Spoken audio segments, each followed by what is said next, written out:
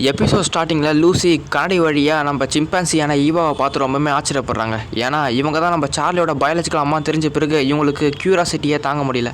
கூடவே லூசி என்ன சொல்கிறாங்கன்னா, நான் ஈவா எப்போ இறந்து போயிட்டு இருப்பாங்கன்னு நினச்சேன், நான் இங்கே உயிரோடு இருக்கிறத பார்க்கும்போது ரொம்பவே வியப்பாக இருக்குது அப்படின்னு சொல்கிறாங்க. அப்போது கில்பர்ட் என்ன சொல்கிறான்னா, 15 வருஷத்துக்கு முன்னாடி நாங்கள் ஈவாவை இறக்குற தருவாயில் தான் கண்டுபிடிச்சோம். அந்த சமயத்தில் கில்பர்ட் மட்டும் அந்த இடத்துல இல்லை அப்படின்னா கண்டிப்பாக ஈவாவும் வயிற்றில் குழந்தைய அந்த சார்லியும் எப்போ இறந்து போயிட்டுருப்பாங்க அப்படின்னு பக்கத்தில் இருக்க டாக்டர் சொல்கிறாரு. அது மட்டும் இல்லாமல் ஈவான்ற அந்த சிம்பான்சி சின்ன குழந்தையாக இருக்கும்போது பவுச்சஸால் இவ தங்கிட்டு இருந்த இடம் முழுக்கவும் கைப்பற்றப்பட்டது. அங்கே தான் ஈவாவோட அம்மா அப்பா 2 பேருமே கொலை செய்யப்பட்டாங்க. இதுக்கப்புறமா அந்த சிம்பான்சி யூரோப் முழுக்க இருக்க எல்லா ஜூ சர்க்கஸ்னு அடைச்சி வைக்கப்பட்டிருந்தா. அதுக்கப்புறமா காசுக்காக சில புரோக்கர்ஸ்லாம் இவளை விற்றுட்டாங்க. அப்படி தான் கலிஃபோர்னியாவில் இருக்க ஸ்டோலராட் பயாலஜிக்கல் ரிசர்ச் இன்ஸ்டியூட்டில் ஒரு அனிமல் எக்ஸ்பெரிமெண்ட்டுக்காக இவ டெஸ்ட் சப்ஜெக்டாக எங்களுக்கு கிடச்சா. அந்த ஒரு டைமில் தான் சேம் இன்ஸ்டியூட்டில் டாக்டர் கிராஸ்மேன்றவர் வேலை செஞ்சுட்டு இருந்தார்.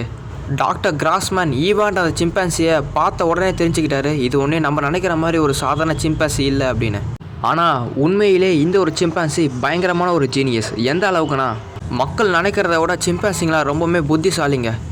அதுங்க வார்த்தைகளை ஞாபகம் வச்சுக்கும், சிம்பிள்ஸை ஞாபகம் வச்சுக்கும். இன்னும் சொல்லப்போனால் சில மேத் ப்ராப்ளம்ஸை கூட அதுங்க சால்வ் பண்ண தகுதியானதுங்க. இன்னும் சொல்லப்போனால் இந்த ஒரு சிம்பான்சி மனுஷங்களை விட நல்லாவே பர்ஃபார்ம் பண்ணிச்சு. மேக்ஸில் குவாட்ரேட்டிக் ஈக்குவேஷனை சால்வ் பண்ணுறதுலேருந்து இதுக்குன்னு சொந்தமாகவே சில போயம்ஸை எழுத ஆரம்பிச்சிது. இந்த ஒரு காரணத்தினாலே டாக்டர் கிராஸ்மல் இந்த ஒரு ஈவான்ற சிம்பான்சி மேலே ரொம்பவுமே இன்ட்ரெஸ்ட் காட்ட ஆரம்பித்தார். இதை பற்றி இன்னும் நிறைய தெரிஞ்சுக்க ஆரம்பித்தார். அப்படி தான் இவர் இது மூலிமா ஒரு குழந்தைய உருவாக்க முடிவு பண்ணார். அப்படி உருவானவங்க தான் நம்ம சார்லி. அதுக்கப்புறமா அவர் எங்கேயோ காணாமல் போயிட்டார். கூடவே இதை பற்றின எல்லா ரிசர்ச் பேப்பருமே காணாமல் போயிடுச்சு. அப்போ தான் லூசி ஒரு விஷயத்த சொல்ல வராங்க. அது என்னதுன்னா, நீங்கள் சொல்லது போலேயே ஈவா இந்த அளவுக்கு ஒரு புத்திசாலியான ஒரு சிம்பான்சினா காணாமல் போன டாக்டர் கிராஸ்மனை பற்றின சில விஷயங்களை ஈவா கிட்டே கேட்கலாம், அது நம்மளுக்கு பதில் சொல்லும் அப்படின்னு சொல்கிறாங்க. ஆனால் அதுக்கு இவர் என்ன சொல்கிறான்னா, அதுக்கு வாய்ப்பே கிடையாது. கில்பர்ட் பண்ண சர்ஜரியால் ஈவாவும் சார்லியும் காப்பாற்றப்பட்டாலும் ஆனால் இதுக்கு ஏற்பட்ட காயங்களை எங்களால் எதுவுமே சரி செய்ய முடியல. ஈவோட மூளையுமே நல்லா டேமேஜ் ஆகிருந்தது. கூடவே இது வயசாகிட்டே போகிறதுனால கொஞ்சம் கொஞ்சமாக அது வீக் ஆகிட்டே இருக்குது. இந்த ஒரு காரணங்களால் இப்போ இருக்க சிம்பான்சிங்களை விட ஈவாவோட அறிவு ரொம்பவுமே கம்மியாயிடுச்சு. அதுக்கப்புறமா இவங்க எல்லாருமே இந்த இடத்த விட்டு கிளம்ப ஆரம்பிக்கிறாங்க. அப்போ தான் இந்த சிம்பான்சி திடீர்னு சில கார்ட்ஸை அடுக்க ஆரம்பிக்குது. அந்த ஒரு கார்டுக்கு பின்னாடியுமே சில வார்த்தைகள் எழுதப்பட்டிருக்கு. அப்போ லூசி இதை பார்த்துட்டு, பார்த்தீங்களா ஈவா நம்மக்கிட்ட ஏதோ ஒரு விஷயத்த சொல்ல ட்ரை பண்ணுது, அது இந்த மாதிரி ஒரு ஃபார்மேஷனில் தான் இந்த கார்ட்ஸ் எல்லாத்தையுமே அடுக்கி வச்சுருக்கு.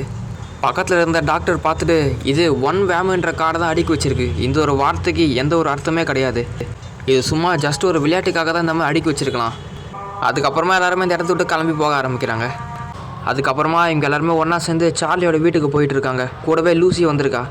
ஏன்னா நம்ம சார்லியோட அப்பா கில்பர்ட்டா லூசியை இன்றைக்கி ஈவினிங் டின்னருக்காக கூப்பிட்டுருப்பாரு. அதுக்கப்புறமா நைட் ஆகிடுச்சு. லூசியும் நம்ம சார்லியோட ஃபேமிலி கூட ஒன்றா ஜாலியாக சிரித்து பேசிக்கிட்டே டின்னர் சாப்பிட்டுட்டு இருக்காங்க. ஆனால் இங்கே வீட்டுக்கு வெளியில் ஏஐயில் சேர்ந்த 3 பேர் உள்ளே என்ன நடக்குதுன்னு வாட்ச் பண்ணிகிட்டு இருக்காங்க. அதில் 3ஆவதாக ரைட் சைடில் கடைசியில் இருக்கவன் தான் அந்த லூசி கிட்டே பேசியிருப்பான். நான் தான் மேக்ஸ்ன்னு சொல்லி கூட இன்ட்ரொடக்ஷன் கொடுத்துருப்பான். அவனுமே இங்கே வந்து வாட்ச் பண்ணிகிட்டு இருக்கான். அப்போ இவன் மிச்சம் 2 பேர்கிட்ட உள்ள சார்லியை தவிர மிச்சம் எல்லாருமே போட்டு தள்ளிடுங்க அப்படின்னு சொல்கிறான். இதில் பிளாக் கலரில் மாஸ்க் போட்டுட்ருக்கான்ல, அவனோட பேர் லெர்சி லிப்மேன். இதில் இவனும் பின்னாடி இருக்கிறவன் தான் நம்ம சார்லியோட வீட்டுக்குள்ளே போக போகிறானுங்க. அதில் பின்னாடி இருக்கிறவனோட பேர் வந்து மின்சு. அப்போ மின்சுவும் மாஸ்க் போட்டுக்கிட்டு இருக்கான். அப்போ இவனுக்கு பழைய ஞாபகம்லாம் வந்துட்டு போகுது. இதில் லெர்சியும் மின்சுவும் முன்னாள் அமெரிக்கன் சோல்ஜர்ஸ்.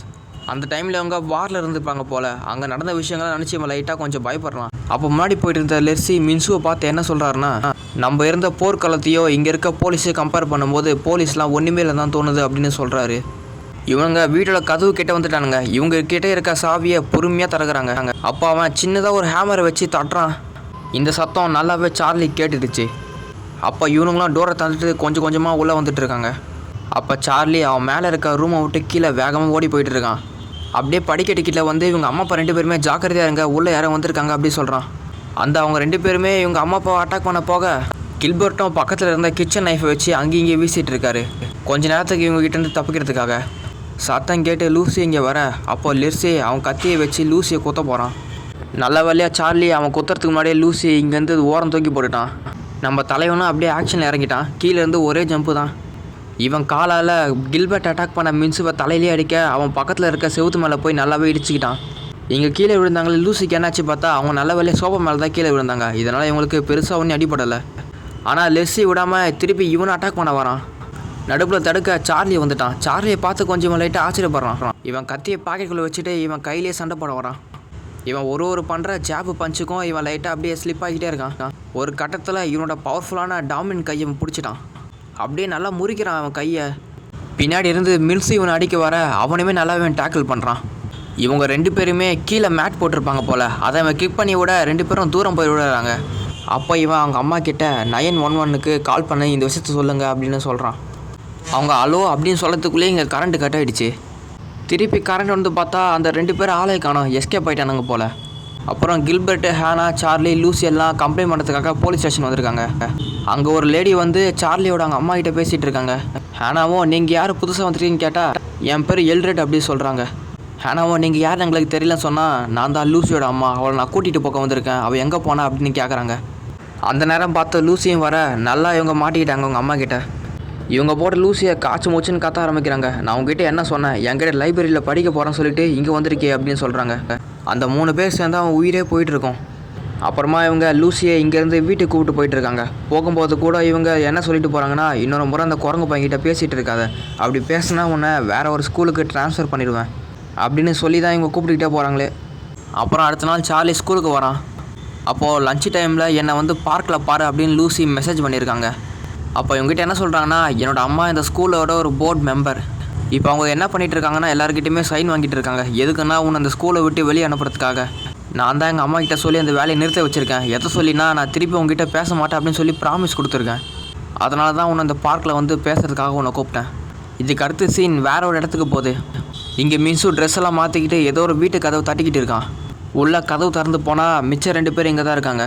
நம்ம சார்லி லெஸ்லியோட கையை நல்லா டைட்டாக பிடிச்சதில் இங்கே லெஸ்லியோட கையை சரியான டேமேஜ் ஆகிருக்கு. இதனால் மின்சு தான் பெயின் மெடிசனை கடையிலேருந்து வாங்கிட்டு வந்திருக்கான். அதான் இந்த மேக்ஸ் பையன் ஒன்று கொடுக்குறான். அப்போ தான் இந்த மேக்ஸு எட்ரோசிஸ்ன்ற ஒரு விஷயத்தை பற்றி சொல்ல ஆரம்பிக்கிறான். எட்ரோசிஸ்ன்றது 2 டிஃப்ரெண்ட் ஸ்பீசிஸோட கிராஸ் பீடிங்கால் உருவான புது வகையான ஒரு ஸ்பீசிஸ். இந்த எட்ரோசிஸ் முறைக்கான ஒரு பெஸ்ட் எக்ஸாம்பிள்னால் அது மியூல் தான். இந்த மியூல் டாங்கிக்கும் ஹார்ஸுக்கும் பிறந்தது. அந்த ஒரு காரணத்தினாலே இது டாங்கி மாதிரியே அதிகமான வெயிட்டையும் தாங்கும். கூடவே குதிரைங்க மாதிரி மனுஷங்களோட பேச்சை கரெக்டாக கேட்கும். இதை கேட்டுட்டு லெஸ்லி என்ன சொல்கிறான்னா, ஓ இதனால தான் இந்த சார்லி சிம்பான்சிங்களோட நல்லா ஸ்ட்ராங்காக இருக்கான், கூடவே மனுஷங்களோட ரொம்ப புத்திசாலியும் இருக்கானா அப்படின்னு சொல்கிறான். அப்போ திடீர்னு கதவு தட்டுற சத்தம் கேட்குது. இவங்க போலீஸாக நினச்சி பயந்துக்கிட்டு இருக்காங்க. பக்கத்துலேயே தான் கன் வேறு இருக்குது. இந்த மேக்ஸை தடுத்து நிறுத்தி நான் பேசுகிறேன் அப்படின்னு சொல்கிறான். வெளியே யார் இருக்கிறது அப்படின்னு கேட்குறான். அப்போ அந்த கதவோட நாபை உடச்சிட்டு யாரோ உள்ளே வராங்க. யார் அதுன்னு பார்த்தா அது நம்ம சார்லி தான். இவன் எதுக்கு இங்கே வந்தான்னு சுத்தமாக புரியல. சரி ஓகே காய்ஸ், இதோட இந்த எபிசோட் முடியுது. இதுக்கு அடுத்து என்ன நடக்குன்னு அடுத்த எபிசோடில் பார்க்கலாம். உங்களை வேறு ஒரு எபிசோடில் பார்க்குறேன். அது வரைக்கும் பாய். சப்ஸ்கிரைப் பண்ணாதவங்க உடனே சப்ஸ்கிரைப் பண்ணிக்கோங்க, கூடவே லைக்கும் பண்ணிக்கோங்க. அப்போ தான் இந்த வீடியோ நிறைய பேருக்கு போய் சேரும். அதுக்காக தான் சொல்கிறேன் காய்ஸ், கொஞ்சம் அதிகமாக லைக் பண்ணுங்கள்.